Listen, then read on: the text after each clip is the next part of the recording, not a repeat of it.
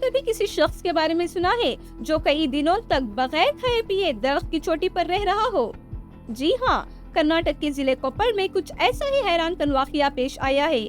एक रूहानी संत जिनका नाम सच्चिदानंद स्वामी है, वो गुज़िश्ता 5 दिनों से मस्तूर गांव के करीब एक आम के दरख्त पर खामोशी से बैठे हैं। जमीन से दूर, तन्हा और रोज सिर्फ 1 गिलास दूध पर गुजारा कर रहे हैं। लेकिन आखिर वो ऐसा क्यों कर रहे हैं? स्वामी का कहना है कि ये तपस्या अवामी भलाई के लिए की जा रही है। इनका यकीन है कि तमाम आराम व आसाइश छोड़कर भूखे रहकर इंसान को न सिर्फ अंदरूनी सुकून मिलता है, बल्कि ये पूरे समाज के लिए भी फायदेमंद है। ये पहली बार नहीं है कि स्वामी जी ने ऐसा अमल किया हो। 2012 में भी वो एक बरगद के दरख्त के नीचे तपस्या में बैठे थे और उस वक्त ये खबर पूरे मुल्क में मशहूर हो गई थी।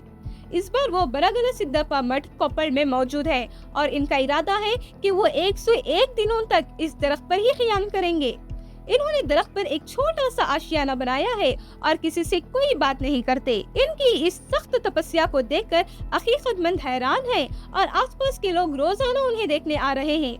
चाहे आप इसे अकीदा कहें या रूहानी ताकत, सच्चिदानंद स्वामी का दरख्त पर तपस्या करना कर्नाटक में हैरियत और अकीदत का मरकज बन गया है। Reported by Kalmesh Mandiyal.